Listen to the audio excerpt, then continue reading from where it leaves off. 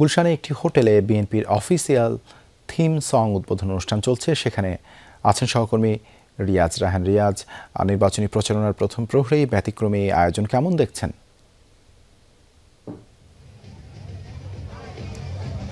কিছুক্ষণ আগে আনুষ্ঠানিকভাবে সেটি উদ্বোধন করা হয়েছে, যেখানে নির্বাচন পরিচালনা কমিটির কো চেয়ারম্যান এবং দলের সিনিয়র যুব মহাসচিব উদ্বোধন ঘোষণা করেছেন এবং দলের মুখ্য নির্বাচন পরিচালনা কমিটির মুখ্য সমন্বয়ক যিনি রয়েছেন সহ অন্যান্য নেতৃবৃন্দ ছিলেন।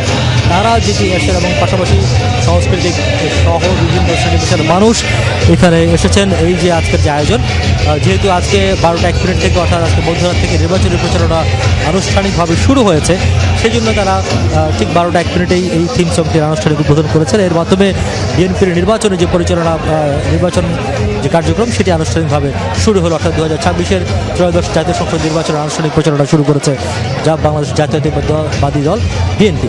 এবং নেতারা যেটি বলছেন মূলত যে গেল প্রায় 1.5 দশক ধরে মানুষের নির্বাচনে বা ভোটাধিকার যেভাবে কেড়ে নেওয়া হয়েছিল সেটি আবার ফিরে আসবে এবং গণতন্ত্র পুনরুদ্ধারে তাদের যে যাত্রা, সেই যাত্রায় এই যে থিম সং, সেই থিম সং একটি টনিকের কাজ করবে। অর্থাৎ এই থিম সং মানুষকে উদ্বুদ্ধকরণের বড় ধরনের ভূমিকা পালন করবে এবং এর মাধ্যমে সারা দেশে মানুষ যে আরও জাগরিত হবে বা উজ্জীবিত হবে, নির্বাচনমুখী হবে, তারা ভোট কেন্দ্রে যাবে এবং তাদের যে পছন্দের প্রার্থী সেখানে তারা ভোট প্রদান করবে। এবং নেতারা বলছেন যে এই যে সাবেক রাষ্ট্রপতি জিয়াউর রহমানের যে 19 দফা এবং বিএনপি প্রয়াত চেয়ারপারসন বেগম খালেদা জিয়ার যে ভিশন 2030, সেটি মূলত আগামী যে বিএনপির ইশতেহার, সেই ইশতেহারের মূল ভিত্তি হবে এবং সেই অনুযায়ী আগামী দিনে যদি তারা বিএনপি ক্ষমতায় আসতে পারেন তাহলে তারা বলছেন সেই অনুযায়ী দেশ পরিচালিত হবে এবং সবার অংশগ্রহণে যেমন একটি সুষ্ঠু অবাধ এবং শান্তিপূর্ণ নির্বাচন তারা চান, পাশাপাশি যদি তারা বিজয়ী হতে পারেন সেক্ষেত্রে সবাইকে নিয়ে দেশ গড়ার কাজে তারা মনোনিবেশ করতে চান এবং সবাইকে নিয়ে সরকার